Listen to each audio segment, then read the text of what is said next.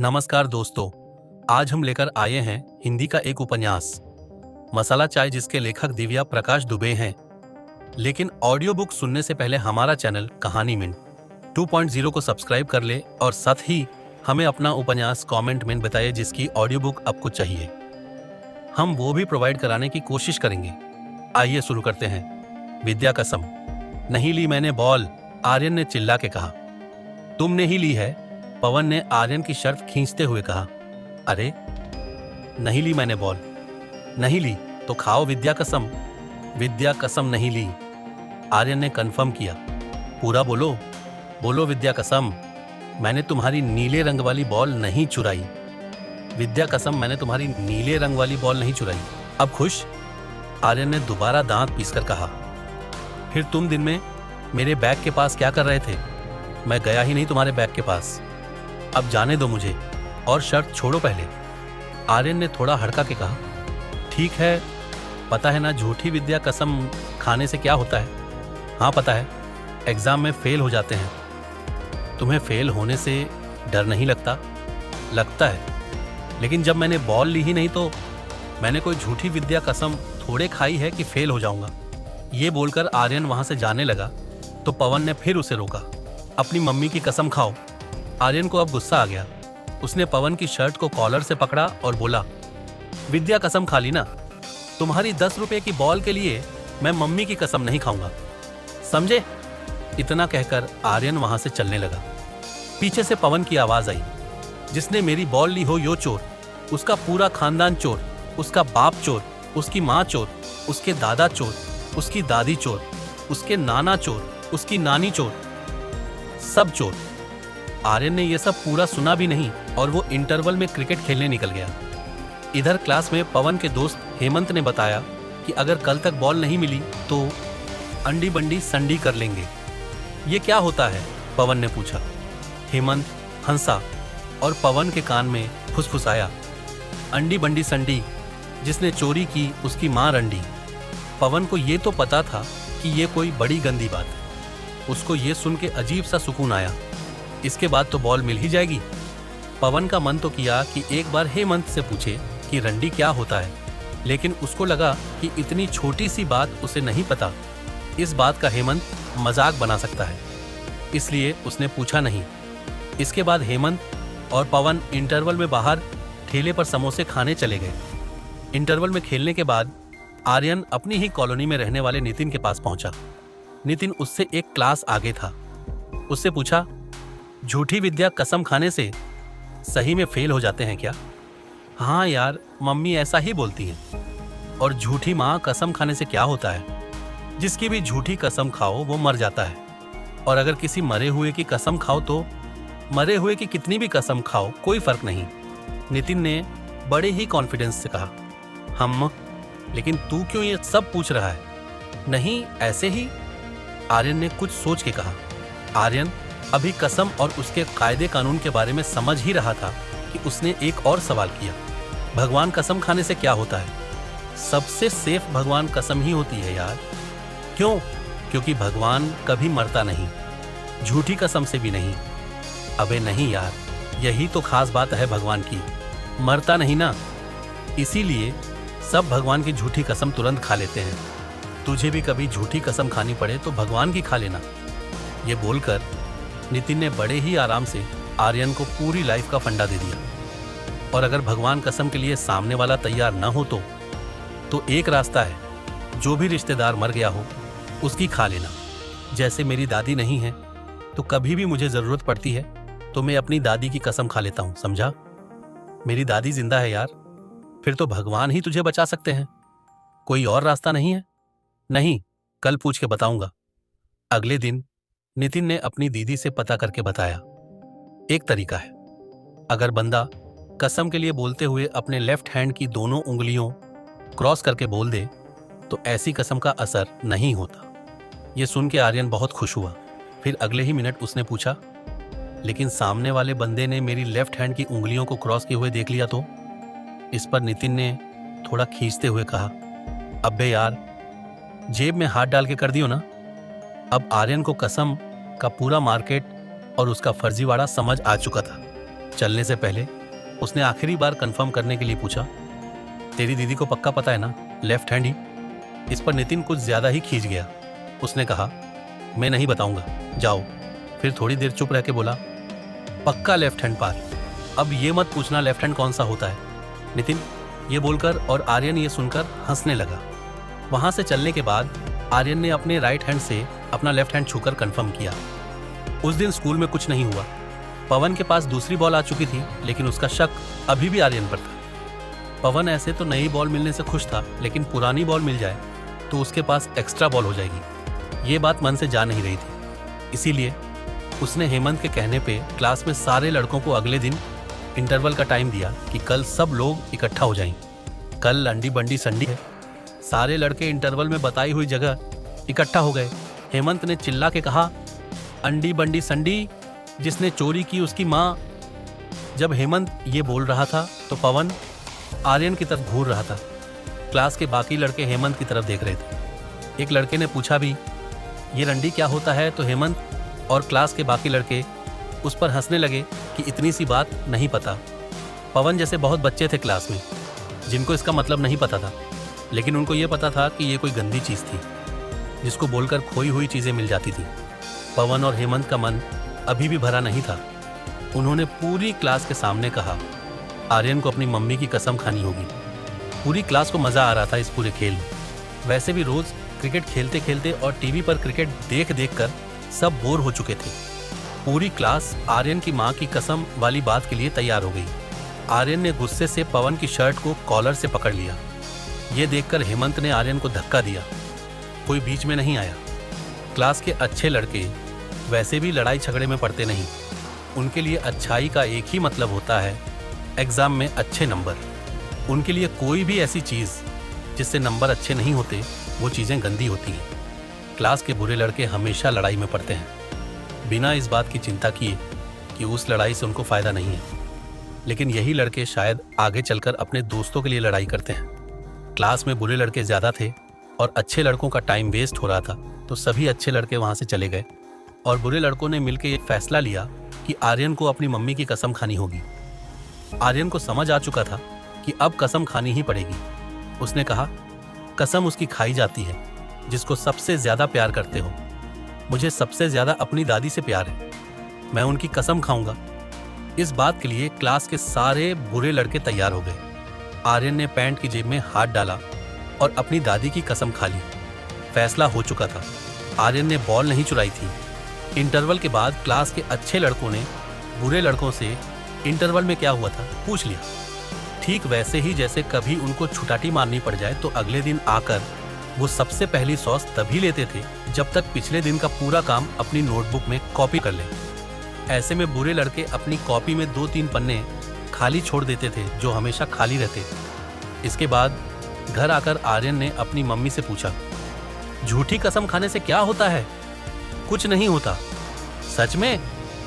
School में तो सब बोलते हैं कि झूठी कसम खाओ तो वो मर जाता है। आर्यन ने थोड़ा उदास होते हुए कहा, अरे कुछ नहीं होता, और पढ़ने में मन लगाओ, ये कसम वसम के चक्कर में कहाँ पड़ गए? मम्मी ने थोड़ा डांटते हुए कहा, मुझे दादी से बात करने का मन है, मेरी बात करा दो आप। दादी को अपने साथ क्यों नहीं रखते हम लोग? इस सवाल से मम्मी थोड़ा इरिटेट हुई। उन्होंने एक बार फिर से पढ़ने और खाने के लिए आर्यन को डांटा। ये ऐसी बात थी जिसको लेकर अक्सर मम्मी और पापा का झगड़ा होता था। झगड़ा और भी बहुत बातों के लिए होता था, लेकिन इस बात पर एक बार इतना झगड़ा हो चुका था कि मम्मी आर्यन को उसके पापा के पास छोड़कर नानी के घर चली गई थी और तभी लौटी जब पापा दादी को लखनऊ छोड़कर आए। उस बार जब मम्मी लौटी थी तो बहुत दिनों तक उन्होंने पापा पर न गुस्सा किया, न ही किसी बात के लिए झगड़ी। दादी अपने पोते को अपने बेटे से भी ज्यादा प्यार करती है। ये ऐसी इकलौती बात है जो शायद हिंदुस्तान के सभी हिस्सों में हिंदुस्तान जितनी ही सच है। घर पर सेटिंग कुछ ऐसे हुई थी कि 3 महीने में एक बार पापा एक दिन के लिए दादी के पास जाएंगे और गर्मी की छुट्टियों में जब मम्मी और पापा कहीं घूमने जाएंगे तो आर्यन दादी के पास रहेगा। आज वही 3 महीने में एक दिन वाला दिन था जब पापा दादी के पास गए हुए थे। रात में पापा ने फोन पर दादी से आर्यन की बात कराई। आर्यन ने पूछा, आपको याद नहीं आती ना मेरी? मोर प्राण मोर बचवा कैसन बा? दादी ने पूछा। मैं समझा नहीं, हिंदी में बोलो ना आप। बहुत याद आती है बचवा तुम्हारी। मुझे भी। दादी आप आ जाओ ना पापा के साथ। यहाँ कोई घर पे नहीं है ना, सब देखे के पड़त बाना। क्या? दादी हिंदी में बोलो ना। आऊंगी जल्दी, अच्छे से पढ़ना, अपने पापा जैसे। अव्वल आवत रहन तोहार पापा। इस बार आर्यन को थोड़ा समझ में आ गया कि दादी क्लास में फर्स्ट आने के बारे में बोल रही है। उसने तुरंत कहा, मैं फर्स्ट आऊंगा तो साथ रहने आओगी ना? प्रॉमिस करो। हाँ आई बे, मतलब आऊंगी। अच्छा दादी, ये बताओ झूठी कसम खाने से क्या होता है? आर्यन ने पूछा।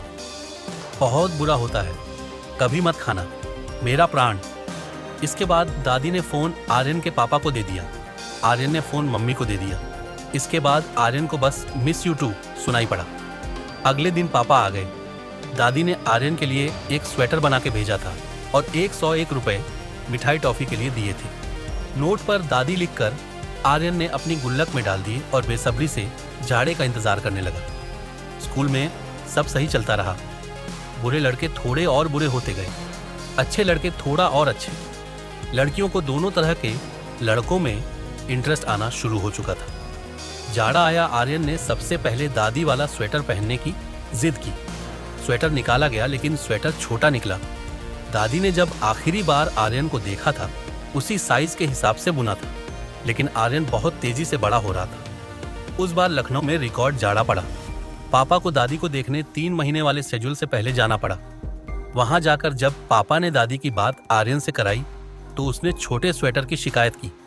दादी ने बोला कि बड़ा बना के भेज देंगी। पापा गए थे 1 दिन के लिए, लेकिन 4 से 5 दिन तक नहीं लौटे। मम्मी ने बताया, दादी की तबीयत बहुत खराब है और दादी की इस खराब तबीयत की वजह से मम्मी और पापा के जो झगड़े होते थे वो सब थोड़ा थोड़ा आर्यन को समझ में आने लगा था। अगले दिन मम्मी गुस्से में सामान पैक करने लगी। वो लोग लखनऊ जा रहे थे। आर्यन दादी से मिलने को लेकर बहुत खुश था। उसे लखनऊ वाले घर की छत बहुत अच्छी लगती थी। जब वो चलने वाले थे तो दादी ने फोन पर आर्यन से कहा, बचवा, जब मम्मी मेरे जैसे बुढ़ी हो जाएगी तो उसके साथ रहना, जैसे तोहार पापा मेरे पास हैं। आर्यन ने तुरंत कहा, पक्का प्रॉमिस दादी, विद्या कसम।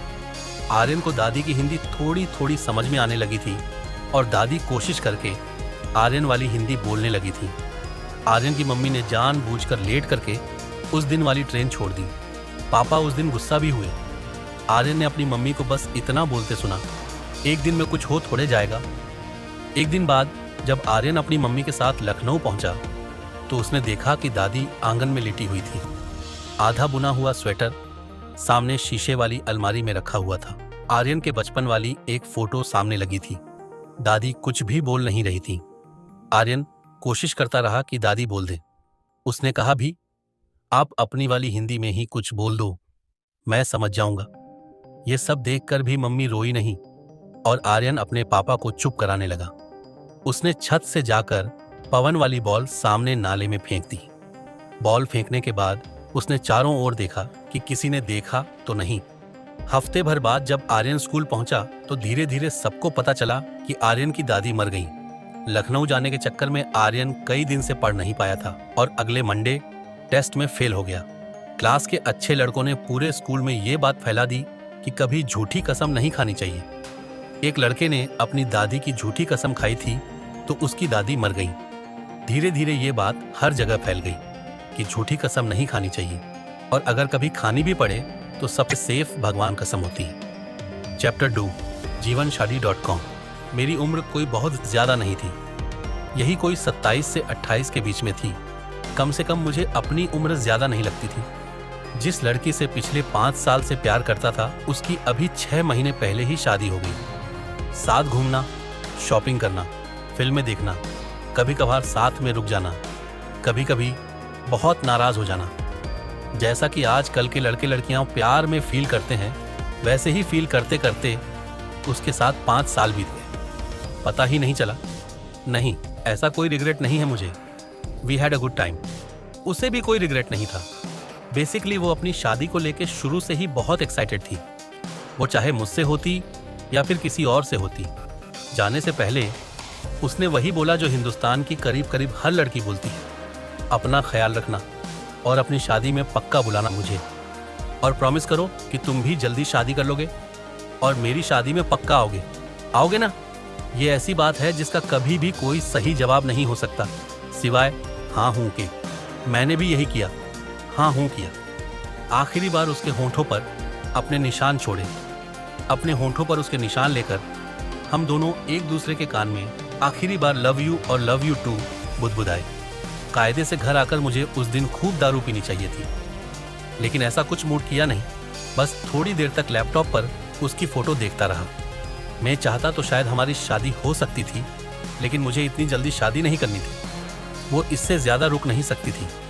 इसके बाद मेरा रूटीन बहुत नॉर्मल हो गया था। ऑफिस से घर, घर से ऑफिस, वीकेंड पर एक दो दोस्तों के साथ मूवी देखना, घूमना फिरना।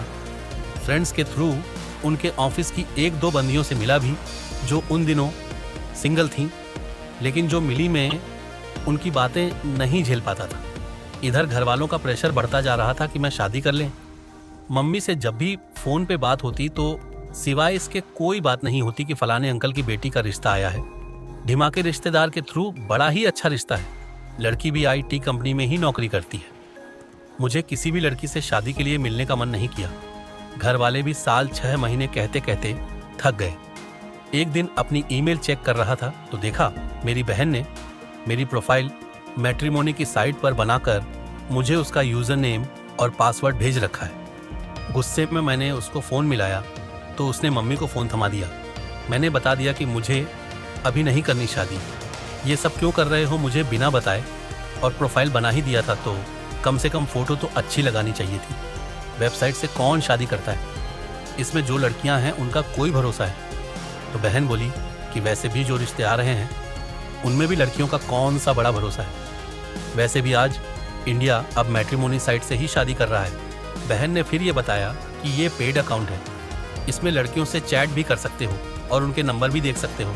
मम्मी ने भी बताया अब पहले जैसा नहीं है बंटू।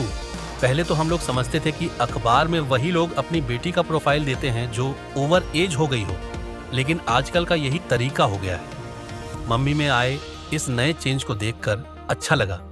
कम से कम बहू कहीं से भी आए सास तो अप टू डेट है। बात आई गई हो गई। अगले 2-3 महीने मैंने कभी अपना अकाउंट नहीं खोला। मम्मी ने बहन के साथ बैठकर रोज मेरे लिए लड़कियां देखना शुरू कर दिया। ऐसे वेबसाइट से लड़की ढूंढना खानदान में पहली बार ही हो रहा था। मम्मी बताने लगी यहां से रिश्ता आया है, वहां से रिश्ता आया है। अगले 1 महीने में कुछ 5 से 6 जगह मम्मी की रिश्ते को लेकर बातें सीरियस होने लगी। मम्मी का स्टैंड क्लियर था, उनको एक लड़की ढूंढ लेनी थी, और मेरा स्टैंड भी क्लियर था कि कोई भी लड़की ले आए मुझे अभी शादी नहीं करनी। मम्मी और मैं दोनों अपने स्टैंड पे टिके हुए थे। हाँ, बस वो जिसको बताती थी उस बंदी से या बंदी की फैमिली से मैं मिलाता था, फिर कोई ना कोई बहाना बता के काट देता था। एक दिन संडे को अपनी अलमारी समेटते हुए मुझे मानसी के दिए हुए गिफ्ट दिखे। गिफ्ट देख के मुझे याद आया कि लाइफ कितनी अनसेटल्ड हो गई है। जब तक वो थी कम से कम ये नई लड़कियों को देखने वाला सिलसिला तो चालू नहीं हुआ था। मानसी के जाने के बाद से मुझे उस दिन पहली बार लगा कि अब सेट हो जाना चाहिए। अलमारी समेटकर मैंने अपनी जीवनशादी.com वाली प्रोफाइल पहली बार खोली। वहां देखा कि मम्मी और बहन ने मिल के 77 लड़कियों पर एक्सप्रेस इंटरेस्ट किया हुआ है और मेरी प्रोफाइल पर 21 लोगों ने एक्सप्रेस इंटरेस्ट किया हुआ है। मैट्रिमोनी साइट पर पहली बार आना ऐसा ही होता है जैसे आप अपने लिए कार खरीदने निकले हो। आपको एग्जैक्टली अपनी रिक्वायरमेंट के हिसाब से फिल्टर लगाते जाना है और वेबसाइट अपने आप आपके लिए कौन सी लड़की सूटेबल रहेगी बता देगी। जैसे कि कार वाली वेबसाइट्स कार के बारे में बता देती हैं। मैं अभी इन सब माया जालों को समझने की कोशिश ही कर रहा था। इतने में एक नया एक्सप्रेस इंटरेस्ट आया। मैंने क्लिक किया तो बंदी की फोटो खुली। उसके नीचे उम्र 26 साल लिखी थी और अबाउट मी वाले सेक्शन में लिखा था, मेरी बेटी हिमानी बहुत ही सादगी, शांत और मजाकिया प्रवृत्ति की है। She is modern with traditional values, currently working with an MNC based in Delhi. We don't believe in dowry. Looking for only serious proposals. ये पढ़ते हुए मेरी नज़र फन लविंग पर अटकी और we don't believe in dowry पढ़कर बहुत ही अच्छा लगा। मैंने एक्सप्रेस इंटरेस्ट एक्सेप्ट कर लिया। अगले ही मिनट वो बंदी कोने वाले चैट बॉक्स में दिखने लगी। मैंने बॉक्स में मैसेज भेजा, हेलो, ये हिमानी है? नहीं, मैं हिमानी की सिस्टर। वहाँ से तुरंत रिप्लाई आया, ओह ओके। मैं थोड़ा ठिठका। लड़की की बहन से बात करने के लिए मैं अभी तैयार नहीं था। What do you do? Are you looking for working girl? Are you veg? Veg is compulsory for us. How much is your salary? Her CTC is 4.65 lakhs per annum fixed. You belong to which place? Are you serious? इतने सवाल एक बार में। Are you serious? Sorry, लेकिन यहाँ ज्यादातर लोग serious नहीं होते ना, इसलिए पूछा आपसे। मुझे पता नहीं, आज मैंने पहली बार ही अपना अकाउंट खोला है। मेरी बहन और मम्मी ही अकाउंट देखते हैं। फिर मैंने एक एक करके उसके सारे सवालों के जवाब दे दिए। उसने आखिरी सवाल किया, आपको कुछ पूछना है? हाँ, प्लीज पूछो, मुझे हिमानी से बात करनी है। आपको ये नहीं लगता पहले हमारे पेरेंट्स को बात कर लेनी चाहिए? इस जवाब से मैं थोड़ा इरिटेट हुआ। सोचा लॉग आउट मार दूं, लेकिन कुछ सोचकर मैंने लिखा, नहीं, मुझे बिल्कुल नहीं लगता कि पहले हमारे पेरेंट्स को बात करनी चाहिए। मैं इंडिपेंडेंट लड़की देख रहा हूँ। अगर हिमानी अपने पेरेंट्स और अपनी बहन पर इतना डिपेंडेंट है तो मैं इंटरेस्टेड नहीं हूँ। मैंने ये मैसेज भेज तो दिया, पर थोड़ा बुरा लगा। फिर कुछ सोचकर मैंने अगर ज़्यादा बोल दिया हो तो सॉरी, भेज दिया। उधर से हिमानी की बहन जा चुकी थी। मुझे अपनी बेवकूफ़ी पर बुरा लगा कि अच्छा खासा अलमारी साफ कर रहा था। कहाँ जीवनशादी.com के चक्कर में पड़ गया।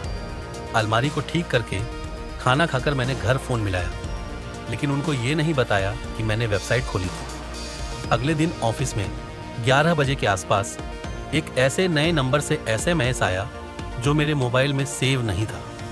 हिमानी यह साइट। हो हिमानी, कल जीवनशादी.com पर आपकी मेरी बहन से बात हुई थी ना? ओ हाँ, बताइए। Can we talk in evening? Yes sure. Which time? You tell me. No, you tell मी।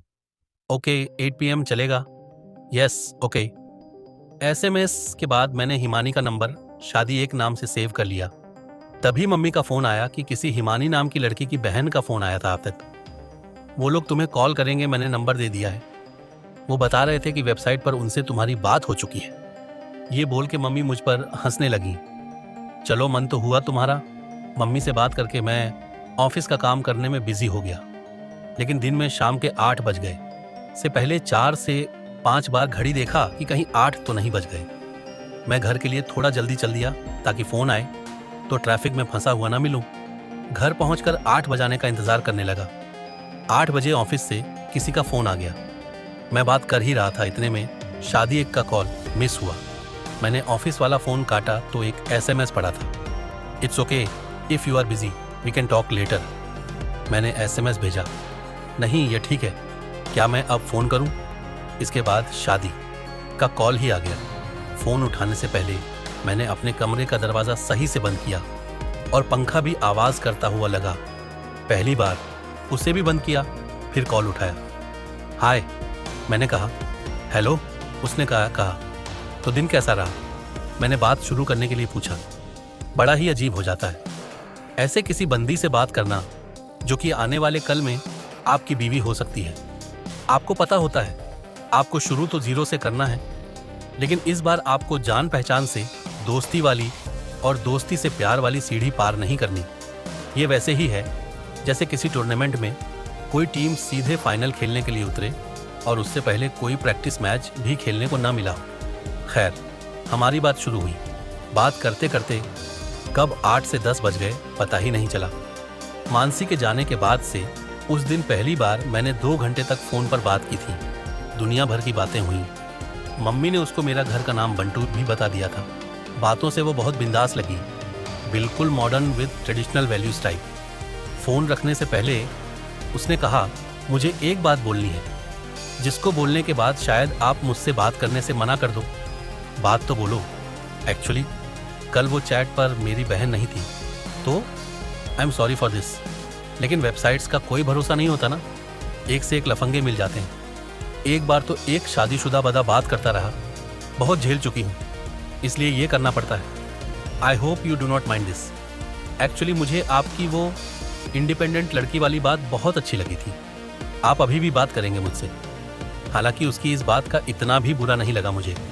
बात सही भी थी, इन वेबसाइट्स का कोई भरोसा थोड़े है। मैंने कहा, अरे इतना मत सोचो आप, it was nice talking with you, thanks, same here. इतना कहकर हम दोनों ने फ़ोन काटने से पहले कहा, पहले तुम रखो। नहीं, पहले आप रखिए। खैर, किसने फ़ोन पहले रखा था ये मुझे अब याद नहीं, लेकिन फ़ोन रखने के 20-25 मिनट बाद उसका टेक केयर गुड नाइट का SMS आया, जिसका जवाब मैंने केवल गुड नाइट लिख के भेज दिया। बातें रोज रात 8 बजे शुरू होती। शुरू में 2-4 दिन 10 बजे बातें खत्म हो जाती। हफ्ते भर में ही फ़ोन पे 12 बजाने लगे। इस दौरान मुझे मानसी की याद कभी नहीं आई। जब हम एक दूसरे को ठीक ठाक जान गए तो सोचा कि मिलते हैं। मुझे 1 हफ्ते बाद दिल्ली जाना था, तो मैंने हिमानी से मिलने के बारे में पूछा। वो तैयार हो गई।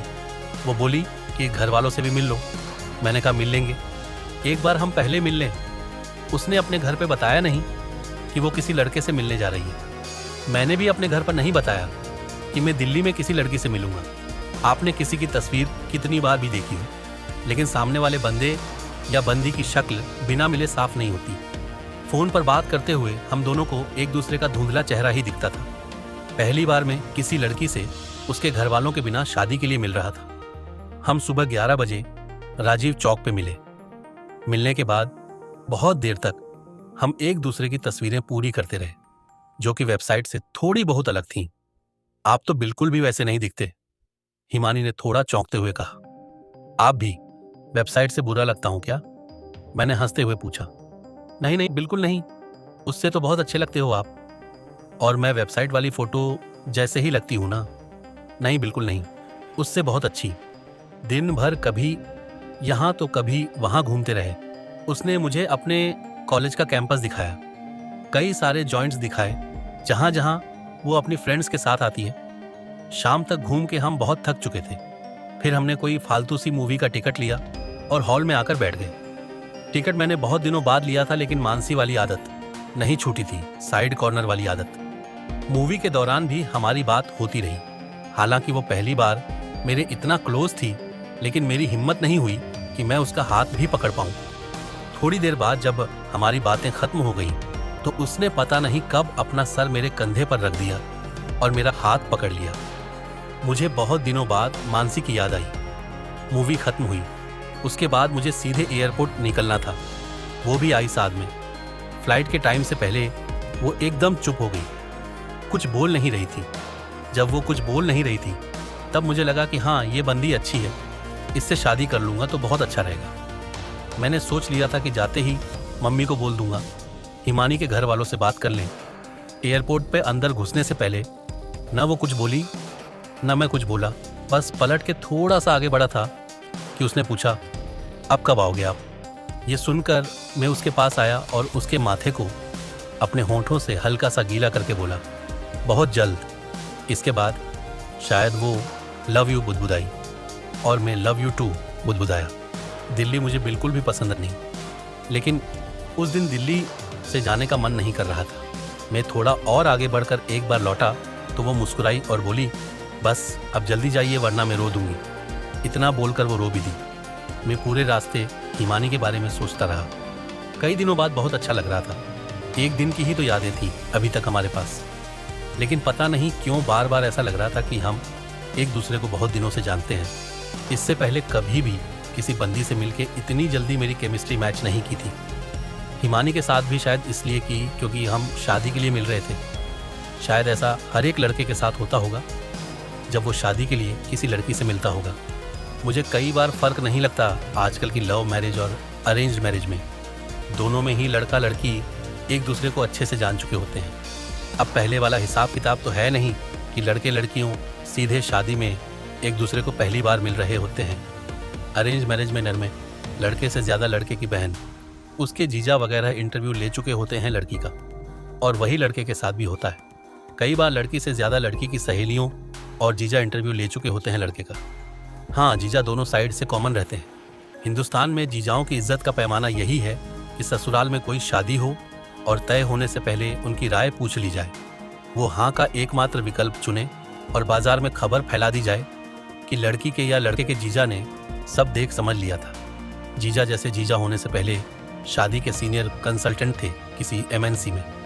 आजकल की किसी भी शादी में जयमाल के टाइम पर जितनी आसानी से लड़के लड़कियां एक दूसरे से इशारों में बात कर लेते हैं, उसको देख के ये जानना करीब करीब असंभव है कि शादी लव है या अरेंज्ड। मुझे भी ऐसा ही लग रहा था कि अगर मैं घर जाके बोल दूं मुझे हिमानी से शादी करनी है तो ये मेरी लव मैरिज हुई या अरेंज। मैंने घर जाते ही मम्मी को बोल दिया कि मुझे ये लड़की पसंद है, बाकी आप लोग देख लो। मम्मी ने एकदम से खुश होकर पापा को बताया। बहन और उसकी सहेलियों की अपनी प्लानिंग शुरू हो गई थी। पापा ने हिमानी के पापा से बात की। हिमानी और मैं एक बार घर वालों के सामने मिले, ऐसे जैसे पहली बार मिल रहे हैं। वो चाय लाते हुए वैसे ही घबराई हुई थी जैसे सालों से हिंदुस्तान की लड़कियां घबरा रही हैं। उसने वैसे ही सारा सामान खुद बनाया हुआ था जैसे अमूमन सारी लड़कियां बना लेती हैं। पैसा ना हमें चाहिए था न उन्हें देना था, बस कुंडली मिलान बचा था। कुंडली मिलान हुआ, सब नॉर्मल निकला। दोनों ने चैन की सांस ली। कुंडली ने जितने घर आज तक बसाए उससे ज्यादा बसने नहीं दिए होंगे। शादी की डेट फिक्स हो गई, वहीं ऑन द स्पॉट रोका हो गया। अंगूठी पहना दी गई, सब परफेक्ट निपट रहा था। मुझे लव मैरिज वाली फील आ रही थी और हम दोनों के घर वालों को अरेंज मैरिज वाली। इन सब के बीच मुझे मानसी की याद कभी नहीं आई, जबकि एक टाइम ऐसा लगता था कि कैसे किसी और से शादी कर पाऊंगा। इस बीच हिमानी और मेरी रोज ही घंटों बात होती थी। मैंने शादी से 1 महीने पहले ही दिल्ली ट्रांसफर ले लिया, जबकि दिल्ली मुझे बिल्कुल भी पसंद नहीं था। लेकिन अब दिल्ली आने की वजह बदल चुकी थी। वजह बदल जाए तो शहर भी बदला हुआ ही लगता है। मैंने हिमानी को मानसी के बारे में सब बता दिया था। हालांकि मैंने कभी खुद हिमानी के पास के बारे में जानने की कोशिश नहीं की। हमने मिलकर शादी के बाद रहने के लिए एक घर फाइनल कर दिया था। शादी को करीब 1 हफ्ता बचा था और हिमानी ने मुझे शाम को ऑफिस के बाद मिलने के लिए कहा। वो बहुत रो रही थी। मैं जैसे ही उसे मिला वो मुझसे गले लगकर और जोर से रोने लगी। मेरे बहुत देर तक चुप कराने के बाद भी चुप नहीं हुई, तो मैंने ही उसका मूड हल्का करने के लिए कहा, क्या बात है, 1 हफ्ता ही रह गया है शादी में, इस बात के लिए इतना क्यों रो रही हो? वो फिर भी रोती रही। करीब 1 घंटे बाद बोली, मुझे एक बात बोलनी है, जिसको बोलने के बाद शायद आप मुझसे बात करने से मना कर दो।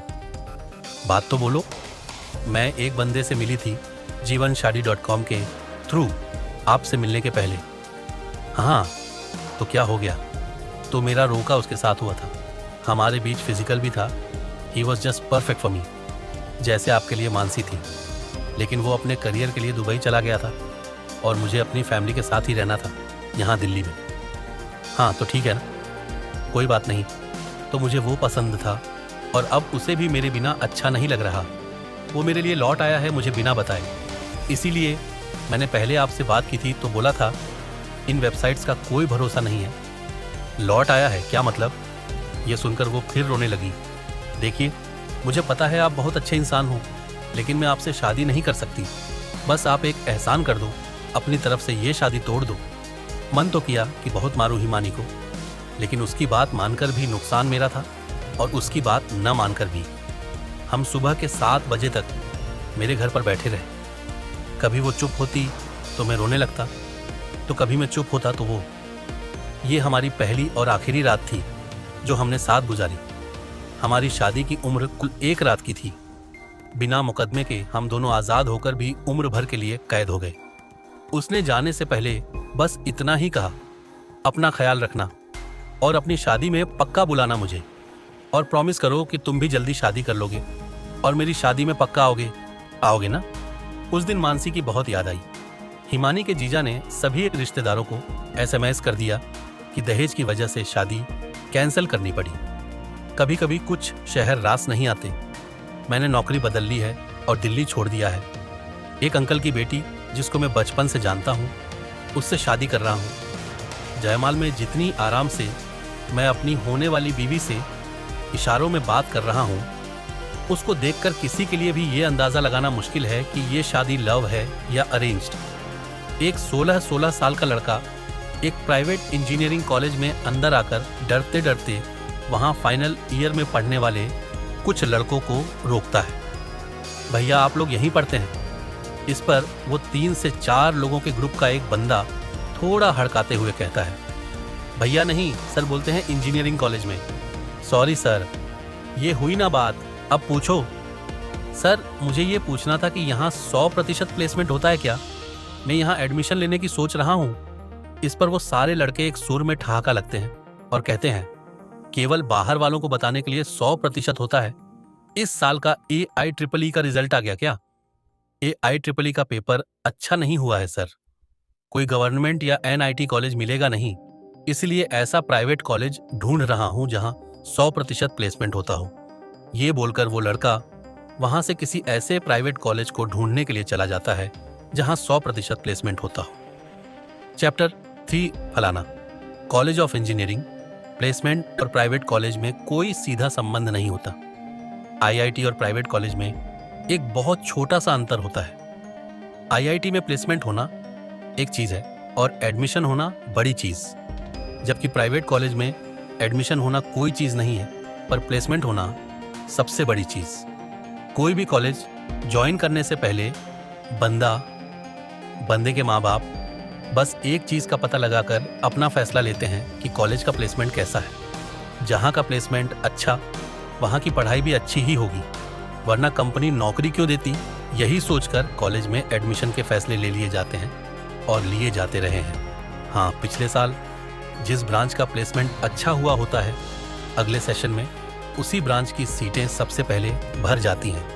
कॉलेज की प्लेसमेंट टीम वाले बड़ा सा गुलदस्ता लेकर गेट पर खड़े होकर मिट्टी के पुरोहित का इंतजार कर रहे हैं। मिस्टर पुरोहित इलेक्ट्रॉनिक्स की एक कंपनी आईट्रॉनिक्स लैब्स में जनरल मैनेजर हैं। वो इस साल का सबसे ज्यादा पैकेज ऑफर कर रहे हैं। कॉलेज वाले कंपनी का इंतजार उतनी ही उम्मीद से और उतना ही मुस्कुराते हुए करते हैं जितना कि द्वार पूजा के समय लड़की के घर वाले बारात का करते हैं। दोनों यही चाहते हैं कि सब अच्छे से और जल्दी जल्दी निपट जाए। मिस्टर पुरोहित और उनके साथ 2 लोग कार से उतरते हैं। मिस्टर पुरोहित की उम्र होगी यही करीब 35 साल। क्लीन शेव, नया सूट, चेहरे पर रेबैन के गॉगल और पहली नज़र में एकदम स्ट्रिक्ट।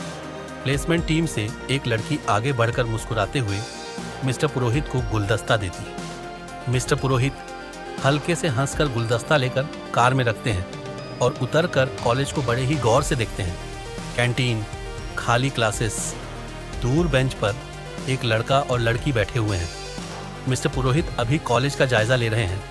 इतने में कॉलेज के प्लेसमेंट हेड और डायरेक्टर उनको कॉलेज के बारे में बताते हैं। उनको एक हॉल में ले जाते हैं जहां दरवाजे पर कागज पर प्रिंटेड प्लेसमेंट चिपका हुआ है।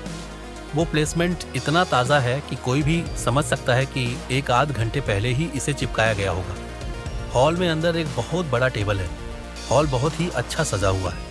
हॉल में घुसने के 5 मिनट के अंदर ही काजू, चिप्स और बिस्कुट टेबल पर आता है।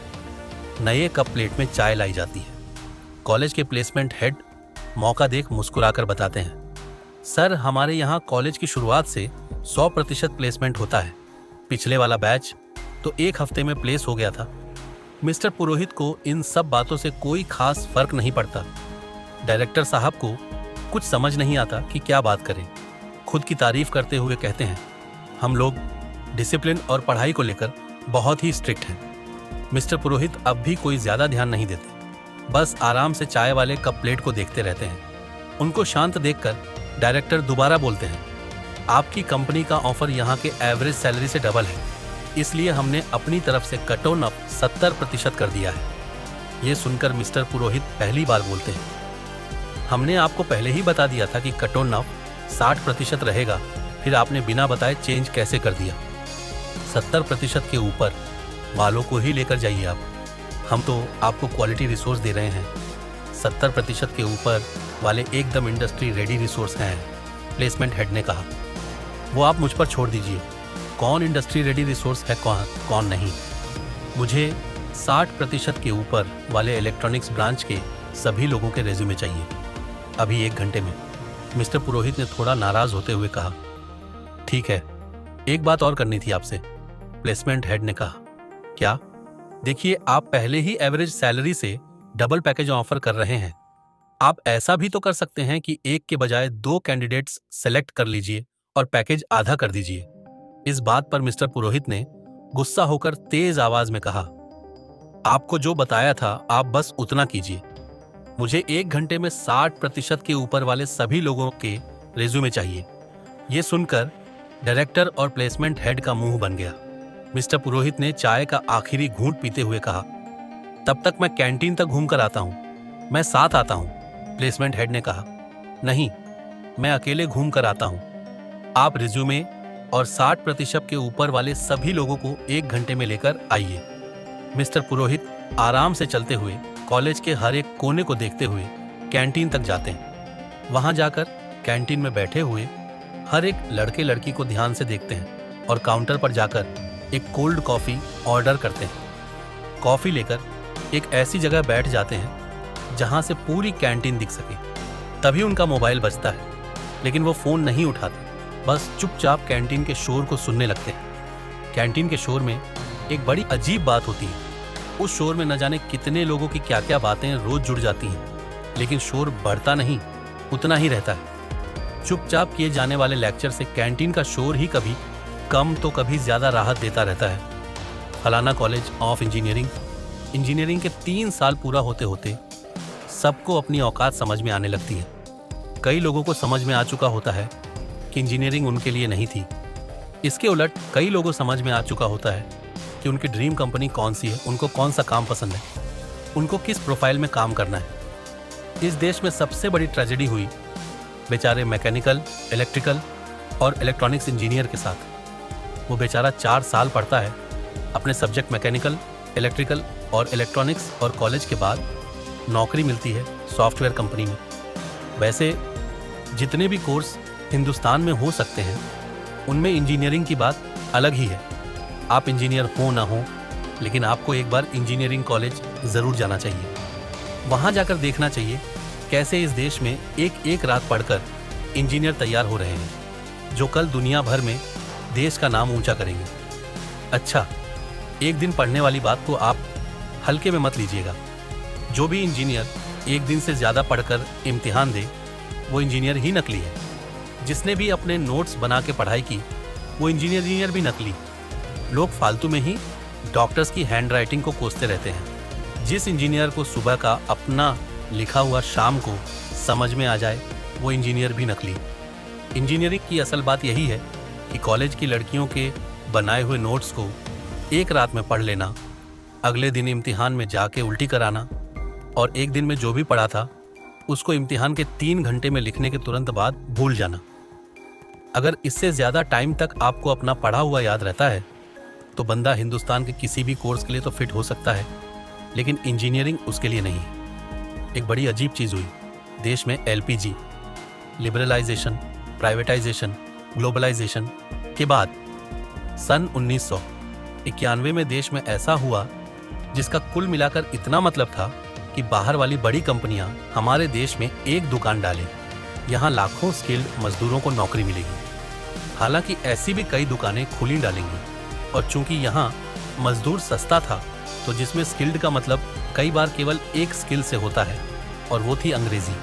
सन 1991 से पहले कम से कम एजुकेशन को किसी ने बिजनेस की नज़र से नहीं देखा था। बहुत सारे पढ़े लिखे बिजनेसमैन को एकदम से एजुकेशन में बिजनेस दिखने लगा, और उन लोगों ने स्किल्ड मजदूर बनाने वाली एक फैक्ट्री डाली, जिसको बहुत सुंदर सुंदर फैंसी नाम दी, फलाना कॉलेज ऑफ इंजीनियरिंग या फिर कॉलेज ऑफ इंजीनियरिंग फलाना। इंजीनियरिंग कॉलेज की बाढ़ आ गई देश में। कुकुरमुत्ते जैसे गली गली इंजीनियरिंग कॉलेज उग आए, जिनको बस मजदूर बनाने से मतलब था। इस बात से कोई मतलब नहीं था कि पढ़ने वाले बच्चे नौकरी कहाँ करेंगे। उनका काम था मजदूर बनाना। तो वो ISO सर्टिफाइड कॉलेज में एक के बाद एक बैच को मजदूर बनाना शुरू कर चुके थे। वैसे तो देश में पहले से बहुत से IIT थे, लेकिन जितने मजदूरों की ज़रूरत थी, वो कमी सभी IIT वाले मिलकर भी पूरी नहीं कर सकते थे। IIT वालों का ऐसे तो दुनिया भर में तमाम चीज़ें बनाने को लेकर बड़ा नाम है, लेकिन हिंदुस्तान में IIT में पढ़ने वाले लड़के मोहल्ले भर के लड़के लड़कियों को कभी मोटिवेट करने तो कभी जलील करने के काम भी आते हैं। मोटिवेट ऐसे ही कि फलाने भैया को देखो, आईआईटी से पढ़े हैं और अब अमेरिका में डॉलर में लाखों कमाते हैं। तुम भी मेहनत करो और भैया जैसे बनो। और जलील ऐसे कि मिश्रा जी के लड़के का फिर नहीं हुआ। आईआईटी में 2 साल से कोचिंग कर रहा था, कमज़ोर है पढ़ने में। फलाना कॉलेज ऑफ इंजीनियरिंग या फिर कॉलेज ऑफ इंजीनियरिंग फलाना, इन नामों में ज़्यादा कुछ रखा नहीं है। सब में पढ़ने वाले लड़के लड़कियां एक से हैं, सबके सपने एक से हैं। यही नहीं, इन इंजीनियरिंग कॉलेज में अपने बच्चों को पढ़ाने वाले माँ बाप भी एक से हैं। सब चाहते यही हैं कि उनका लड़का या लड़की अच्छी नौकरी करे, अपने पैरों पे खड़ा हो, कंपनी के खर्चे पर अमेरिका घूमे, वगैरह वगैरह। 5 दिन रगड़ के काम करना और अगले 2 दिन पिछले 5 दिन की थकान मिटाना, ये ऐसी सच्चाई है जिससे हम सारे खुश हैं। लड़के खुश हैं, लड़कियां खुश हैं, उनके माँ बाप खुश हैं। जिन कंपनियों में ये लड़के लड़कियों काम करते हैं वो खुश हैं। खैर, इन सब पर बाद में आते हैं। अभी तो तरुण अपने कॉलेज के गेट के बाहर खड़ा था और गेट के दूसरी तरफ इंजीनियरिंग का फाइनल ईयर उसके सामने खड़ा था। तरुण जब घर से चला तो घर वालों से लेकर पड़ोस वाले अंकल आंटी सब ने एक ही सवाल पूछा, अब तो फाइनल ईयर है, इस साल तो प्लेसमेंट होगा ना तुम्हारे कॉलेज में? ये ऐसा सवाल था जो तरुण और उसके सभी बैच वाले कॉलेज के मैनेजमेंट से पिछले 3 साल से पूछ रहे थे। वो क्या इससे पहले वाला बैच भी यही पूछते पूछते चला गया? जब से कॉलेज खुला था तब से ये एक ऐसा सवाल था जो अंगद संगत के पांव की तरह गड़ा और अंगद के जैसे वहीं का वहीं वैसे ही खड़ा था। तरुण भी देश के तमाम आम इंजीनियर्स के जैसे ही एक प्राइवेट कॉलेज में था, जहां हर एक वो बंदा एडमिशन लेता है जिसने कोचिंग केवल आईआईटी जाने के लिए की होती है।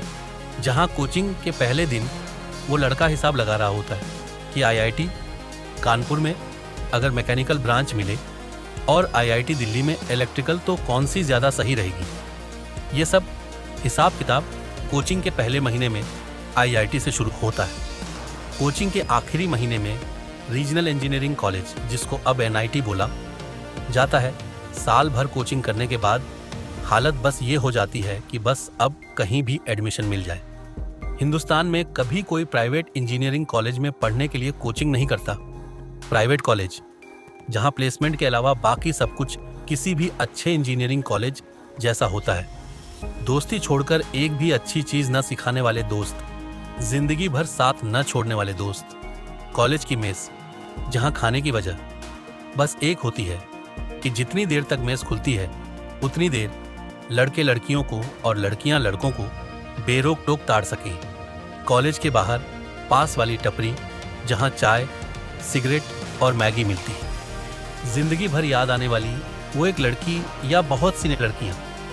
प्राइवेट कॉलेज जहां बंदा कभी चुपके से तो कभी घर वालों के प्रेशर की वजह से अपने फर्स्ट ईयर में भी आईआईटी का पेपर देता है और 5 पॉइंट समवन पढ़ते हुए ये सोचता है कि आईआईटी में तो हुआ नहीं। जिंदगी में कभी वो नो वन से समवन की दूरी तय भी कर पाएगा या नहीं।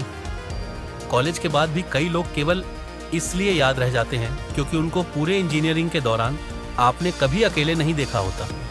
वो हमेशा जोड़े में ही दिखते हैं। ये लड़के और लड़कियां सुबह 7:30 पर तैयार होकर मेस के बाहर मिलते हैं। 7:30 पर इसलिए क्योंकि उससे पहले मेस नहीं खुलती। जब प्यार थोड़ा और बढ़ जाता है तो सुबह मॉर्निंग वॉक पर भी दोनों साथ ही जाते हैं। मेस खुलने पर नाश्ता करते हुए पूरी दुनिया से बेखबर 9 बजे पहली क्लास करने के लिए जाते हैं और क्लास में कोई अच्छी सी कोने वाले सीट देखकर बैठ जाते हैं। अच्छी सीट का मतलब जो ना बहुत आगे हो कि प्रोफेसर की नज़र आप पर हमेशा बनी रही और न ही बहुत पीछे हो ताकि प्रोफेसर का ध्यान बार बार पीछे जाए। कोना केवल इसलिए क्योंकि अक्सर प्यार ऐसे ही कोने की सीटों पर तेजी से फैलता है। इसके बाद वो लंच तक बड़े ही प्यार से क्लास करते हैं। दोपहर 1 बजे लंच में साथ जाते हैं और लंच के बाद फिर दोबारा क्लास में आकर बैठ जाते हैं उसी कोने वाली सीट पर। लंच के बाद वाला सब्जेक्ट चाहे कितना भी इंटरेस्टिंग हो, क्लास हमेशा बोरिंग ही लगती है। लेकिन कुछ जोड़ों को इससे फर्क नहीं पड़ता, वो वैसे ही प्यार से शाम तक क्लास करते हैं। चूंकि गर्ल्स हॉस्टल का इन टाइम गर्मियों में शाम 7 बजे तक और जाड़ों में शाम 6:30 बजे तक रहता है, तो दोनों मौसम के हिसाब से एडजस्ट करते हुए कपल्स एक दूसरे के साथ रहते हैं। शुरू में दोस्ती से बेस्ट फ्रेंड तक, और शुरू होने के थोड़े दिन बाद बेस्ट फ्रेंड से प्यार की दूरी तय करते हैं। जब एक बार प्यार की मोहर लग जाती है तो प्यार से सच्चे वाले प्यार की दूरी तय करते रहते हैं। प्यार तक की दूरी तो कई जोड़े तय कर लेते हैं, लेकिन ये सच्चे प्यार वाला लेवल आते आते फाइनल ईयर आ जाता है। इसीलिए इंजीनियरिंग में प्यार करना एक बात है और सच्चा प्यार करना दूसरी बात। कपल्स आपस में क्या बात करते हैं ये तो पता नहीं, बस वो हमेशा एक दूसरे की आंखों में आंखें डाले दिखते हैं। उनकी ये देखा देखी डिनर के बाद भी खत्म नहीं होती। कपल्स कॉलेज के 4 साल कभी अकेले दिखे ही नहीं होते, इसलिए कभी उनमें से कोई अकेला याद भी नहीं आता है। हालांकि ऐसे बहुत से प्यार जो कॉलेज में भरे पूरे दिखते हैं, कॉलेज खत्म होते ही खत्म हो जाते हैं। तरुण अभी भी शिवानी के साथ प्यार के पहले लेवल पर अटका था।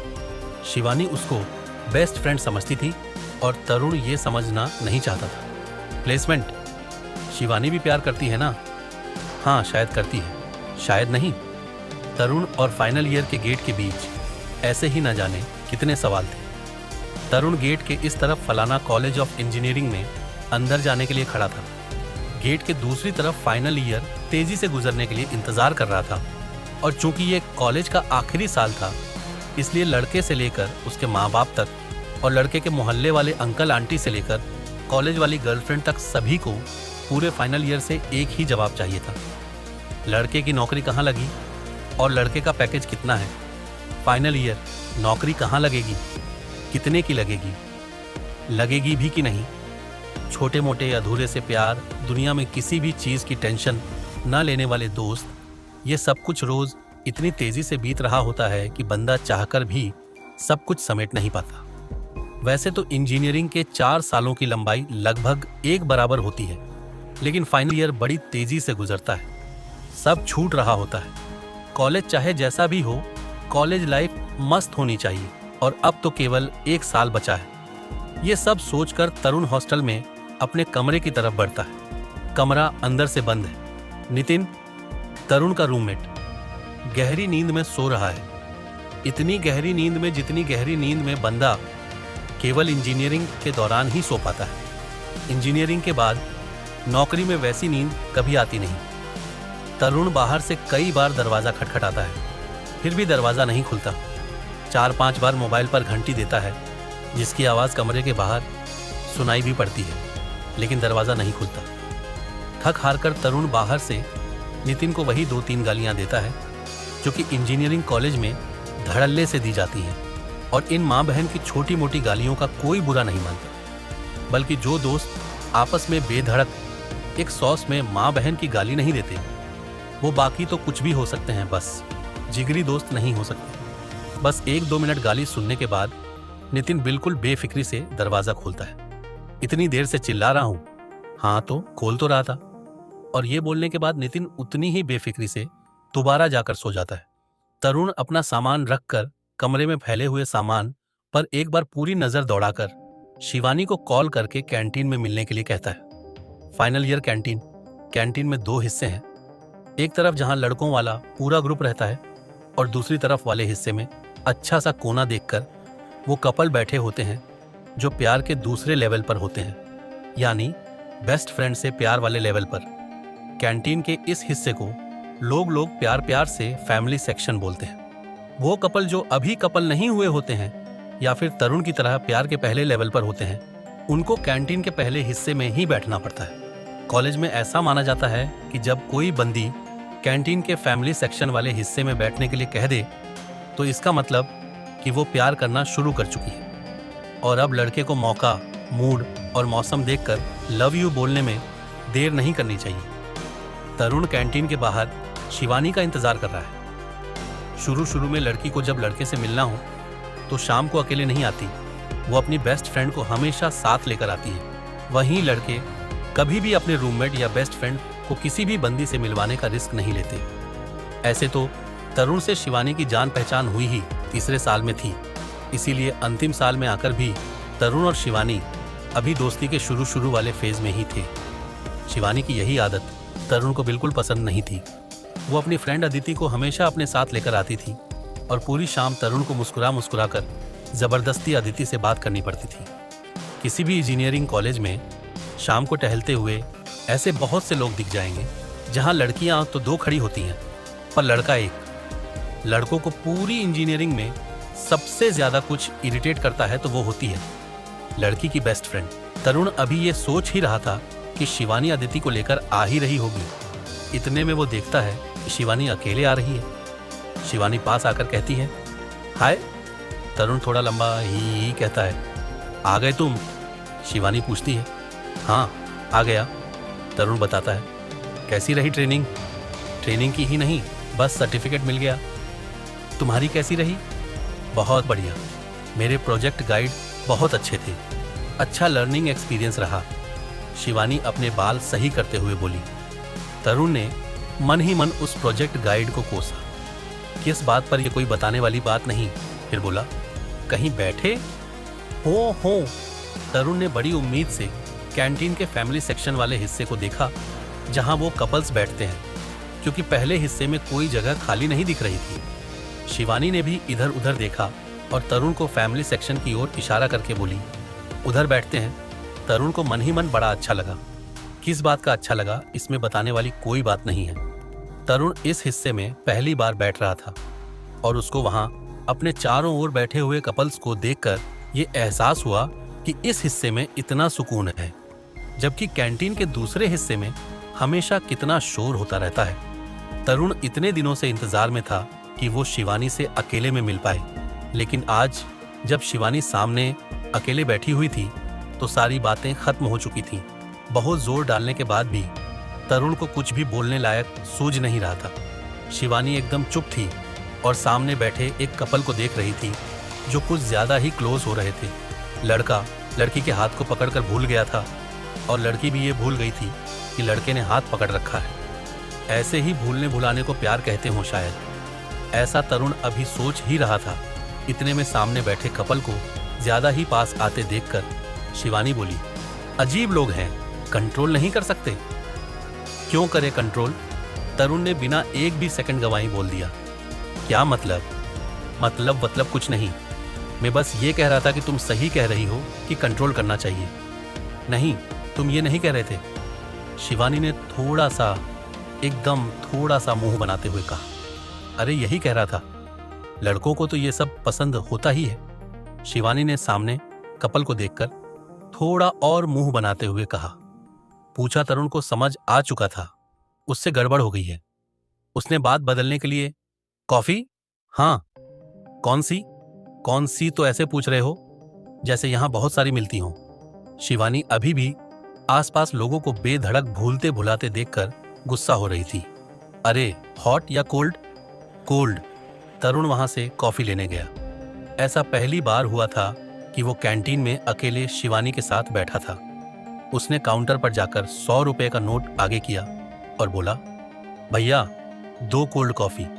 काउंटर वाला बंदा अभी बिल काट ही रहा था, इतने में पीछे से आवाज आई, 3 कर देना भैया, और पैसे इसी में से काट लो। नितिन जी भर सोने के बाद कैंटीन में आ चुका था। उठ गया तू? तरुण ने पूछा। नहीं, अभी सो रहा हूं। क्यों गाली खाने वाले सवाल पूछता है? नितिन ने बेफिक्री से पूरे कैंटीन भर की लड़कियां ताड़ते हुए कहा। लड़कियां ताड़ते ताड़ते नितिन की नजर सामने शिवानी पर गई। उसको देखते ही नितिन बोला, कहाँ था बोल दे। वो देख, शिवानी उधर फैमिली सेक्शन में बैठी है, लेकिन कोई लड़का साथ दिख नहीं रहा वहां। किसी के साथ नहीं, वो मेरे साथ है। नितिन ने तरुण को ऊपर से नीचे तक देखा और बोला, वाह बेटे, हिम्मत हो ही गई। आज गर्ल्स हॉस्टल के इन टाइम के बाद इसकी पार्टी होगी। आज पार्टी काहे की? साले, शिवानी के साथ फैमिली सेक्शन में बैठने की पार्टी। चल अभी जा। तरुण कॉफी लेकर शिवानी के पास आ गया। सामने वाले कपल को जितना क्लोज तरुण छोड़कर गया था, वो उससे और ज्यादा क्लोज आ चुके थे। अदिति नहीं आई? हाँ, उसकी ट्रेनिंग 1 वीक और बची हुई है, तो नेक्स्ट मंडे आएगी। मैं सुनकर तरुण बहुत खुश हुआ कि इस हफ्ते वो रोज शिवानी से शाम को मिल पाएगा। तुम्हारा क्या प्लान है आगे का? शिवानी ने सामने वाले कपल से नजर हटाते हुए कहा। प्लान तो बस ये है कि एक जॉब, और वो भी इलेक्ट्रॉनिक्स की किसी कंपनी में। और तुम्हारा? मुझे तो MBA करना है। क्यों? ऐसे ही, बस एक बार में सारी पढ़ाई कर लूँ। अगर जॉब करने लगूंगी तो घर वाले तुरंत शादी के लिए प्रेशर डालने लगेंगे। एमबीए करने का तुम्हारा रीजन बड़ा ही सही है, तुम नहीं समझोगे। वैसे एक बात बताओ, क्या घर वालों की मर्जी से ही शादी करोगी ना तुम तो?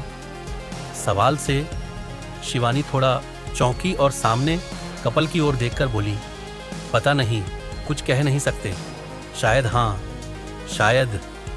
तरुण ने बड़ी उम्मीद से पहले सामने वाले कपल को देखा, फिर ग्लास में बची हुई कॉफी को देखकर कहा, शायद नहीं, पक्का।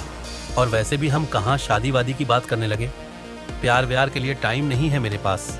शिवानी ने कहा। टाइम से याद आया, इन टाइम होने वाला है तुम लोगों के हॉस्टल का। गर्ल्स हॉस्टल का इन टाइम होने में बस 10 मिनट बचे थे। सामने वाले कपल के पास भी बस आखिरी कुछ मिनट बचे थे और इस बात का एहसास उनको काफी अच्छे से था। इसलिए उन्होंने बाकी बचे हुए मिनटों का जितना भी सदुपयोग हो सकता था उतना किया। तरुण ने शिवानी को उसके हॉस्टल छोड़ा। ऐसा पिछले 3 साल में पहली बार हुआ था कि उसने गर्ल्स हॉस्टल को इतने पास से देखा था। अदिति से उस दिन वो पहली बार खुश हुआ कि चलो इसी बहाने उसे 1 हफ्ते का टाइम तो मिला। वो शिवानी को छोड़कर अपने हॉस्टल लौट ही रहा था कि रास्ते में नितिन मिल गया और बोला, अब हॉस्टल नहीं जाना है, चल कैंटीन में। क्यों भाई? शिवानी के साथ फैमिली सेक्शन में बैठ के बात हो गई आज तो। शिवानी के साथ कोल्ड कॉफी पीने की पार्टी? कोई पार्टी वार्टी नहीं। ऐसे कैसे नहीं? अब वैसे भी इतने दिनों से घर का खाना खा रहे थे, आते ही मेस का खाना नहीं खा पाऊंगा। नितिन की इस बात से तरुण भी राजी था। चल अच्छा, चलते हैं। दोनों वहां से दोबारा कैंटीन गए। कैंटीन में ऑर्डर देते ही नितिन ने पूछा, क्या बात हुई? बोल दिया फिर शिवानी को? क्या बोल दिया? अबे प्रपोज किया कि नहीं? नहीं। क्यों बे पटाटू साले, बोलना था ना। अबे उसके पास प्यार व्यार के लिए टाइम नहीं है। टाइम नहीं है क्या मतलब? प्यार कोई पढ़ाई थोड़े है कि टाइम निकाल कर करेगी। तू ये बता बात क्या हुई? बस यही बात हुई। अबे 1 घंटे में ये 1 लाइन की बात हुई, पूरी बात शुरू से बता। नितिन ने खाने और बातों दोनों में बराबर मजा लेते हुए कहा। इसके बाद तरुण ने एक एक चीज को ठीक वैसे ही और उतनी ही देर में बताया जितनी देर में वो हुई थी। पहले शिवानी आई, उसने पूछा, आ गए तुम? तो मैंने कहा हाँ आ गया। Blah blah blah. Final year lecture. Engineering के फाइनल ईयर में आते ही पूरा कॉलेज 3 खेमों में बीनट चुका होता है। सबसे पहले और सबसे ज्यादा वो लोग जिनको ये समझ में आ चुका होता है कि आगे वो किसी भी प्रकार का एजुकेशनल अत्याचार नहीं झेल सकते, इसलिए वो इंजीनियरिंग के बाद एक नौकरी चाहते हैं। दूसरे वो लोग होते हैं जिनके मन से अभी भी आईआईटी में पढ़ने का कीड़ा मरा नहीं होता, तो वो सोचते हैं कि कोई बात नहीं, इंजीनियरिंग आईआईटी से नहीं हुई तो क्या हुआ, एमटेक ही आईआईटी से हो गया तो पूरी उम्र लोगों को बता पाएंगे कि फलाना आईआईटी से पढ़ाई की थी, और पलट के कौन ही पूछने आएगा कि बीटेक या एमटेक क्या किया था आपने। इसलिए वो जीएटी नाम के इम्तिहान की तैयारी में जुट चुके होते हैं। तीसरी कैटेगरी उन लोगों की होती है जो बात बात में फुक मैन और व्हाट द फक मंत्र का जाप करते हैं, अपनी अंग्रेजी और लॉजिकल रीजनिंग को अच्छा मानते हैं। उनको लगता है कि उन्होंने खुद काम करने के लिए नहीं बल्कि लोगों से काम कराने के लिए धरती पर अवतार लिया है। ऐसे लोग रोज अंग्रेजी के ऐसे 10 नए और कठिन शब्द बैरन्स जीआरई वर्ड लिस्ट नाम के महाग्रंथ से रटने को ही एमबीए की तैयारी मानकर अपने आप को कैट के इम्तिहान के लिए तैयार करने लगते हैं। फाइनल ईयर के पहले लेक्चर में ऐसे ही 3 खेमों में बांटी हुई क्लास में प्लेसमेंट हेड मिस्टर रघुवंशी आते हैं और बताते हैं कि मार्केट की हालत बहुत खराब है। प्राइवेट कॉलेज के प्लेसमेंट हेड के लिए मार्केट हमेशा ही खराब रहता है। फिर वो आगे बताते हैं कि बावजूद इसके मार्केट बहुत खराब है। उनके पर्सनल कॉन्टैक्ट्स की वजह से कुछ सॉफ्टवेयर कंपनियां आने को तैयार हुई हैं। इलेक्ट्रिकल, मैकेनिकल और इलेक्ट्रॉनिक्स की कोई भी कंपनी आए इस बात के चांसेस बहुत ही कम हैं। इसलिए जो भी सॉफ्टवेयर कंपनियों आ रही हैं उसमें सभी ब्रांच के लोग बैठ सकते हैं। इस बात से कोर ब्रांच यानी इलेक्ट्रिकल, मैकेनिकल और इलेक्ट्रॉनिक्स वाले कुछ लड़के बहुत नाराज होते हैं क्योंकि उनको अपनी ब्रांच में ही नौकरी चाहिए होती है, और कुछ लड़के जिनको 3 साल में इन ब्रांचों में पढ़ने के बावजूद इन सब्जेक्ट से कोई भी आइडिया नहीं हुआ होता है, वो खुश होते हैं। उधर दूसरी तरफ कंप्यूटर साइंस से पढ़ने वाले लोग बहुत नाराज होते हैं कि असली सॉफ्टवेयर की पढ़ाई उन लोगों ने की और बाकी ब्रांच वाले प्लेसमेंट में उनकी सीट खा जाएंगे। तरुण इलेक्ट्रॉनिक्स में था और उसको अपनी ब्रांच में ही नौकरी चाहिए थी, लेकिन उसने सोचा एक बार कोई भी जॉब हाथ में आ जाए तो इलेक्ट्रॉनिक्स के लिए फिर वॉक इन में फाइट मारेगा। नितिन तरुण के साथ ही क्लास में बैठा था और रघुवंशी की बात सुनकर तरुण से बोला, ये बेवकूफ़ बना रहा है। लास्ट ईयर वाले बैच से भी फाइनल ईयर के पहले दिन यही बोला था इसने। ये सुनकर तरुण बोला, फिर क्या, जितने दिन कॉलेज बचा है मस्ती से काटते हैं, कॉलेज के बाद वॉक इन देंगे। नहीं बे, नौकरी तो चाहिए ही, वो भी कॉलेज में रहते हुए। बिना नौकरी में घर कैसे जाऊंगा? अबे आजा तक तो जैसे हर बार नौकरी लेके ही जाता था। मजाक वाली बात नहीं है, एजुकेशन लोन भी है मुझ पर। यह बोलकर तरुण थोड़ा उदास हो गया था। रघुवंशी अपनी बात खत्म कर चुका था और पढ़ने वाले लड़के लड़कियों ने रघुवंशी को चारों ओर से घेर लिया था। पूछ रहे थे कि वो प्लेसमेंट की तैयारी कैसे करें और रघुवंशी खूब सारे लड़के लड़कियों के बीच घिरा हुआ खुद को बड़ा वीआईपी समझ रहा था। नितिन मौके की नज़ाकत को समझते हुए तरुण को कैंटीन ले गया और एक दिन पहले की कोल्ड कॉफ़ी का थोड़ा सा उधार चुकाते हुए खुद ही 2 कप चाय ले आया। तरुण अभी भी चुप था और थोड़ा टेंस लग रहा था। नितिन कैंटीन में फैमिली सेक्शन वाले हिस्से को तेजी से स्कैन कर रहा था और स्कैन करते करते बोला, सुबह से ही चुम्मा चाटी चालू कर देते हैं साले, असली इंजीनियरिंग तो यही लोग कर रहे हैं। ये सुनकर तरुण ने भी आंख उठाकर फैमिली सेक्शन की तरफ वो देखा जो नितिन दिखा रहा था और वहां से नजर हटाकर बोला, अबे छोड़ यार, यहाँ मुझे नौकरी की टेंशन है और तू ये सब दिखा रहा है। देख ले भाई, ये सब कॉलेज के बाद नहीं दिखेगा। नितिन ने और जोर से फैमिली सेक्शन स्कैन करते हुए कहा। यह सुनकर तरुण ने भी 1 मिनट को एजुकेशन लोन प्लेसमेंट से अपना ध्यान हटाकर फैमिली सेक्शन पर ही अपने तन और मन को फोकस कर दिया। 10 मिनट बाद नितिन ने याद दिलाया कि अगली क्लास का टाइम हो गया है। दोनों क्लास में आए, लेकिन प्रोफेसर आए नहीं। इंजीनियरिंग के फाइनल ईयर के क्लास में ना किसी प्रोफेसर का मन पढ़ाने में लगता है और ना ही लड़कों का पढ़ने में। वैसे भी इंजीनियरिंग की पढ़ाई नौकरी के लिए ही की जाती है, नॉलेज के लिए नहीं। ये बात लड़के भी खूब समझते हैं और प्रोफेसर्स भी। इसलिए वो बच्चों पर क्लास करने का एक्स्ट्रा लोड नहीं डालते। मास बंक, जो कि पिछले 3 साल से लड़के वैसे भी कभी कभार कर ही रहे थे, फाइनल ईयर में उसकी फ्रीक्वेंसी बढ़ जाती है। प्रोफेसर भी ये मान चुके होते हैं कि वैसे भी बेचारे बिना प्लेसमेंट के निकलेंगे। यहाँ से तो लड़कों को वो पढ़ाई, क्लास और अटेंडेंस जैसे छोटे मोटे गैर जरूरी कामों के लिए ज़्यादा परेशान नहीं करते। फाइनल ईयर शाम, कैंटीन, शिवानी, तरुण को समझ में आ चुका था कि जब तक अदिति नहीं आई है तब तक ही वो शिवानी से अकेले में बात कर सकता है। उसने शिवानी को शाम को मिलने के लिए बुलाया। शिवानी बताए हुए टाइम पर आ गई और कैंटीन में घुसते ही बोली, आज उधर फैमिली सेक्शन में नहीं बैठेंगे, बहुत चीप लगता है, बाहर टहलते हुए बात करें? तरुण ने पूछा। हाँ, दोनों टहलने लगे और अभी दोनों में कोई बात शुरू नहीं हुई थी। इससे पहले कि दोनों को खामोशी की वजह से ऑकवर्ड लगना शुरू हो, तरुण ने बात शुरू करने के लिए पूछा, और कैसा रहा दिन? इस पर शिवानी थोड़ा खींचते हुए बोली, इसके बाद ये पूछना कि आज मौसम कितना अच्छा है ना, शामें कितनी अच्छी होती है ना, आज बहुत अच्छी लग रही हो एक्सेट्री, और हाँ मेरा दिन ओके रहा ना, बढ़िया ना खराब। ये सब एक बार में सुनकर तरुण थोड़ा बैकफुट पर आ गया। क्या बोले ये सोचकर बोलने की कोशिश कर ही रहा था, इतने में शिवानी बोली, बाय द वे तुम्हारा दिन कैसा रहा? फाइनल ईयर में आकर कुछ ज़्यादा ही टेंशन में लग रहे हो। हाँ यार, टेंशन तो है, जॉब का, लोन का, और बस। और क्या? और कुछ नहीं? पक्का कुछ नहीं? हाँ पक्का। कुछ भी होगा तो मुझे तो बताओगे ना? हाँ, और क्या? किसी बंदी से लव शव का चक्कर तो नहीं है, बताओ ना। ने थोड़ा जोर देते हुए पूछा, पता नहीं लड़कियां ऐसे सवाल पूछती क्यों हैं जिनका जवाब उनको पता होता है। लड़कियों को वैसे भी सब कुछ पहले से पता चल जाता है। ऐसा अक्सर तब होता है जब एक लड़का और लड़की जो कि अच्छे दोस्त होते हैं, उनके बात करने के दौरान कभी लड़का तो कभी लड़की कुछ बोलते बोलते रुक जाते हैं।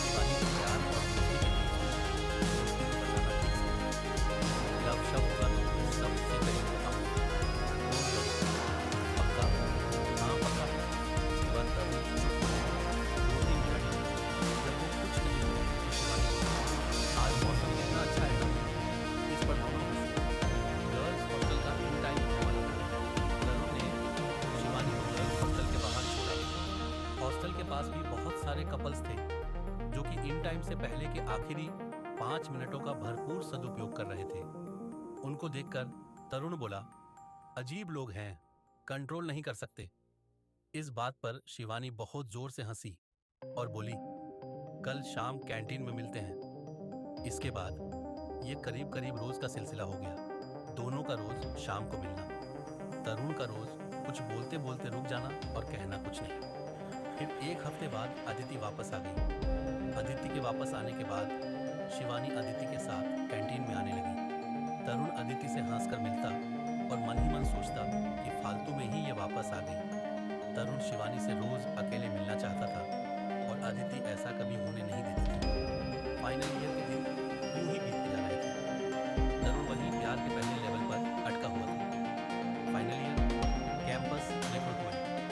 फाइनल ईयर शुरू होने के करीब 5 महीने बाद ही प्लेसमेंट हेड रघुवंशी क्लास आया और उसने अनाउंस किया कि अगले हफ्ते बेंगलुरु की एक बड़ी सॉफ्टवेयर कंपनी कैंपस में आने वाली है। वो बड़ी कंपनी इस बात के लिए फेमस है कि जिस भी कॉलेज में जाती है वहाँ की फीस से 25 लोगों को ले लेती है। ये वही बड़ी कंपनी है जिसका एक बहुत ही बड़ा ट्रेनिंग सेंटर मैसूर में है, जो किसी भी 5 स्टार होटल से कम है।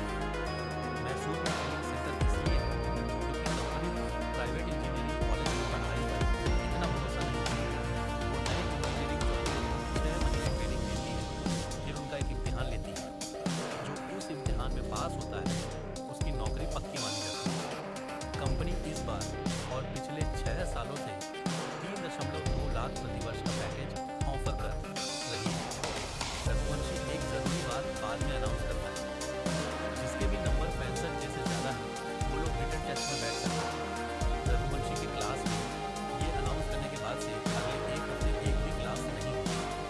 जो भी प्रोफेसर पढ़ाने आता तो घर में बता देते कि कंपनी आने वाली है और वो सभी लोग शकुंतला देवी और आर.एस. अग्रवाल के साथ साथ कंपनी के पुराने कई साल के पेपर ढूंढ रहे थे। खैर, हफ्ते भर बाद रिटन टेस्ट के लिए कंपनी कैंपस में आती है। कंपनी से 10 लोग आए हुए थे। एक भयंकर सा बहुत ही लंबा प्रेजेंटेशन। कॉलेज में कैंपस रिक्रूटमेंट के लिए वाली प्रेजेंटेशन इकलौती ऐसी चीज होती है जो लाख कोशिश होने के बावजूद बंदा बड़ी ही आराम से सीखता है।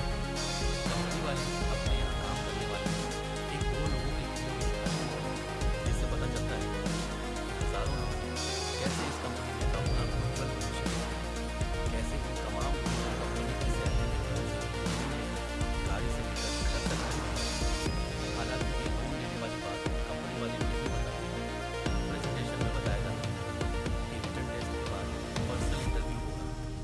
प्रेजेंटेशन की सबसे इम्पोर्टेंट चीज कंपनी वाले सबसे आखिरी में बताते हैं और वो होता है पैकेज 3.2 लाख प्रतिवर्ष। ये बताते ही कंपनी वाले तुरंत ये भी जोड़ देते हैं कि only join if you want to make a rewarding career. ये सब सुनकर नितिन तरुण से कान में धीमे से कहता है, पैसे देते नहीं हैं, करियर कितना रिवार्डिंग होगा। इसके बाद कंपनी वालों को अलग रूम में ले जाया जाता है, जहां उनको उसी नए वाले कप प्लेट में चाय और नाश्ता दिया जाता है, जो कि हर बार केवल कंपनी के आने पर ही यूज होता है। इतना कम यूज होते हैं, सालों साल इसमें यूज होते हैं। 2 घंटे बाद रिटन टेस्ट शुरू होता है। 65 जी के ऊपर वाले सभी लोग टेस्ट में बैठते हैं। जिनके नंबर 65 से कम होते हैं वो लोग अपने आप को मना लेते हैं कि पैकेज बड़ा ही कम है, वो भी ज़्यादा उनका काम नहीं चल पाता। टेस्ट में जाने से पहले शिवानी तरुण को ऑल द बेस्ट कहती है और नितिन तरुण को इस बात के लिए छेड़ता है कि अब तो शिवानी ने ऑल द बेस्ट बोल दिया, अब तो हो ही जाएगा। शिवानी भी नितिन टेस्ट का रिजल्ट आता है। जितने लोगों ने टेस्ट दिया होता है उसमें 50 लोगों का शिवानी, तरुण और नितिन के साथ सिलेक्शन हो जाता है। टेस्ट के 1 घंटे के अंदर ही पर्सनल इंटरव्यू शुरू हो जाता है। नितिन को रिटर्न में होने न होने का कोई खास फर्क नहीं पड़ता, वो बहुत ही नॉर्मल है। तरुण को अपने एजुकेशन लोन, फ्यूचर और शिवानी न जाने कितने सवालों के जवाब इस नौकरी में दिख रहे होते हैं, इसलिए वो अच्छा खासा नर्वस है। तरुण से पहले कम से कम 10 लोग हैं जिनका इंटरव्यू होना है। जैसे ही कोई बंदा इंटरव्यू रूम से निकल रहा है, बाकी लोग उसको घेर के पूछ रहे हैं कि क्या पूछा, और बंदे थोड़ा सही, थोड़ा गलत, थोड़ा जोड़ तोड़ के बता रहे हैं कि क्या क्या पूछा गया। हर लड़के का नंबर जैसे जैसे आगे बढ़ता जा रहा है, तरुण की बेचैनी बढ़ती जा रही है। खैर, दिन में 2 बजे से बैठे रहने के बाद तरुण का नंबर आता है शाम को 8 बजे। तरुण इंटरव्यू रूम में घुसता है। वहाँ 3 लोग हैं।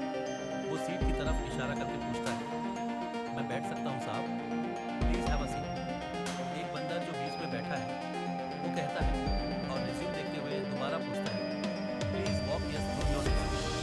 तरुण अपने बारे में सब कुछ बताना शुरू करता है। ऐसे इंटरव्यू में अक्सर इंटरव्यू लेने वाले शाम तक बिल्कुल बोर हो चुके हैं। कभी तो वे इस तरह के सवाल पूछते हैं, कृपया ऐसी कोई बात बताएं जो रिज्यूमे में लिखी नहीं गई और कृपया ईमानदारी से बात करें।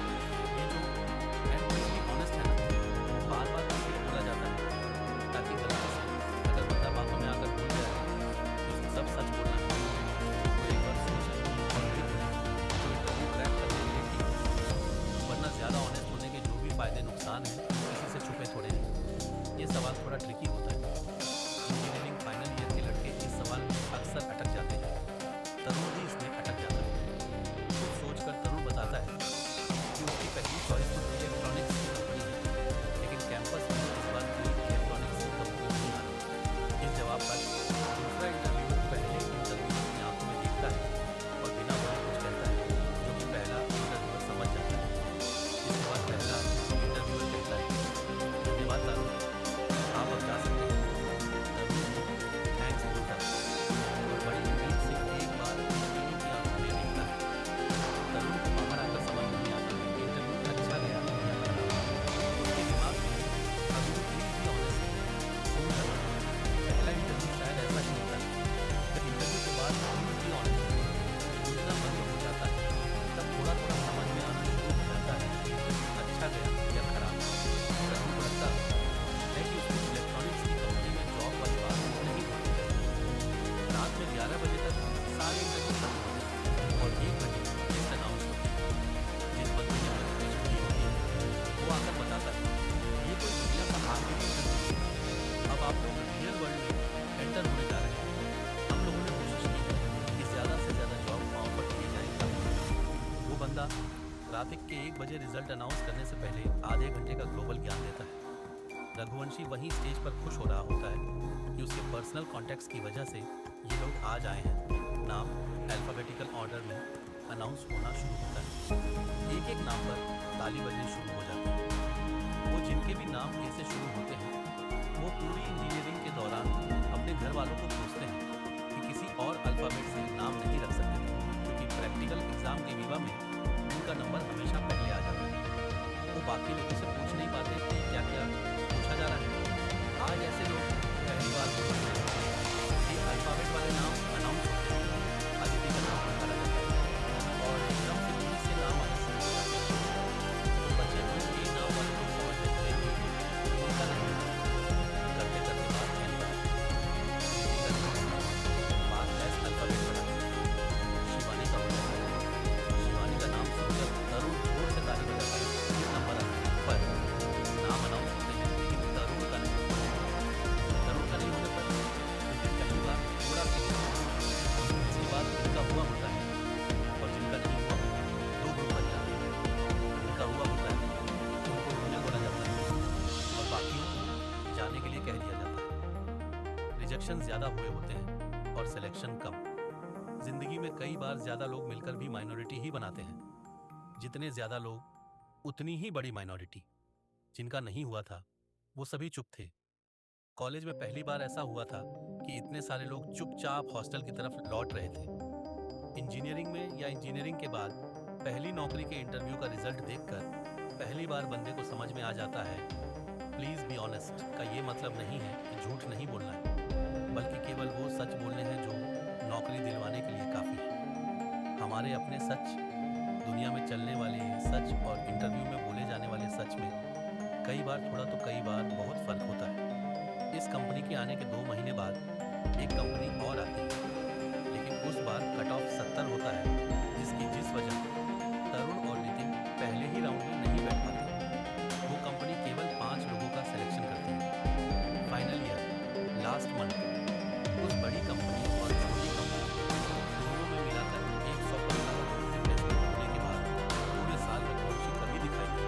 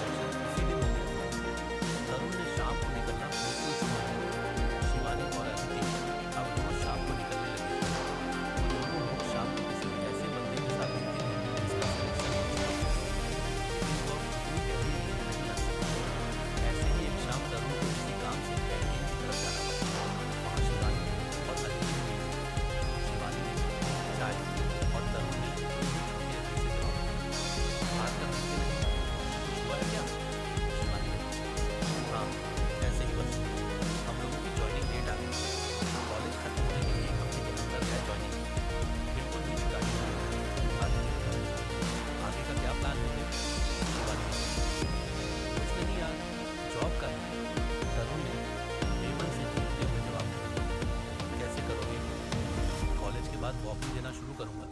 तुम्हारा भी एमबीए का प्लान था, उसका क्या? वो सब अब नौकरी में जाके देखेंगे।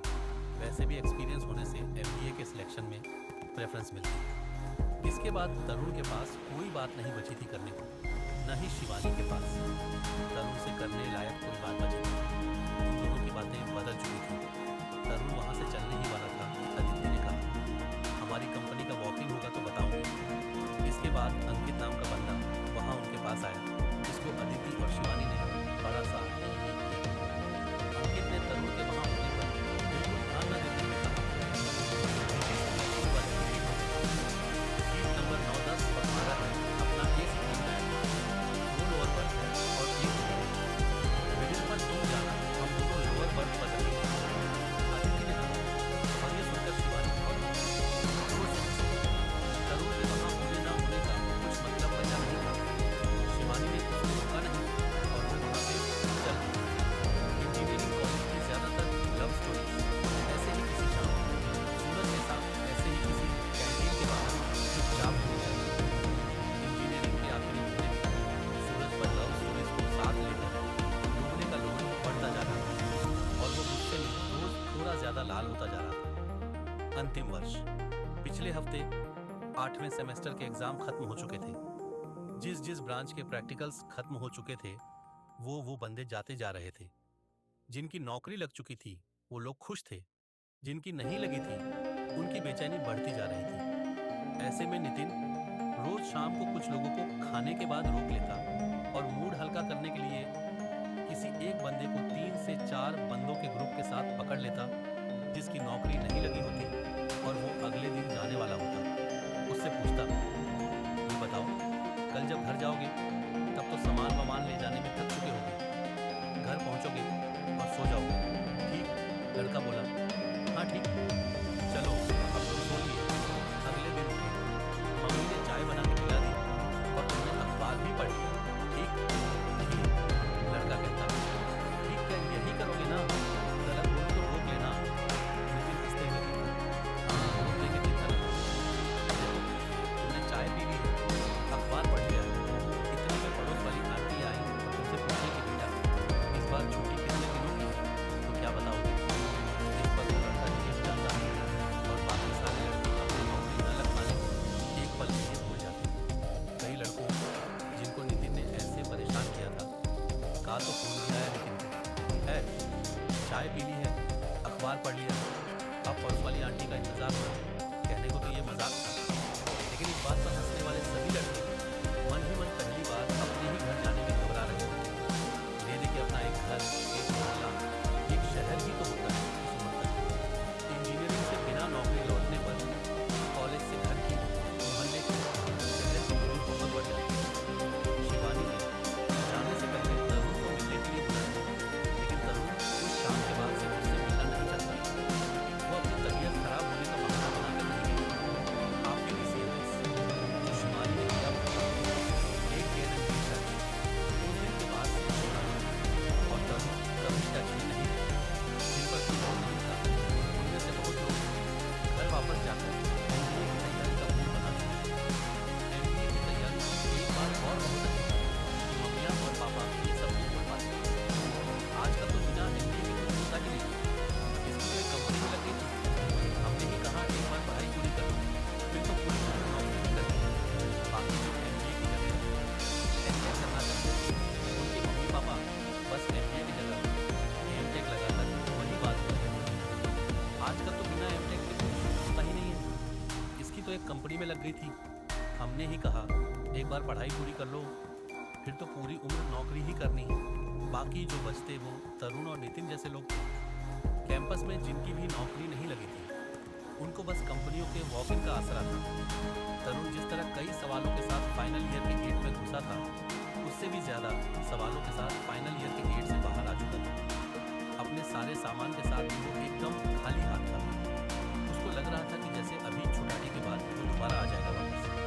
वही कैंटीन होगी, शिवानी वैसे ही बातें करेगी, नितिन वैसे ही सोता रहेगा, वैसे ही क्लासेस में आस-पास वैसे ही पूरा कप लाल होकर अपने आप को बार-बार समझाने के बाद उसको नहीं लग रहा जैसे वो इंजीनियरिंग को छोड़कर जा रहा है।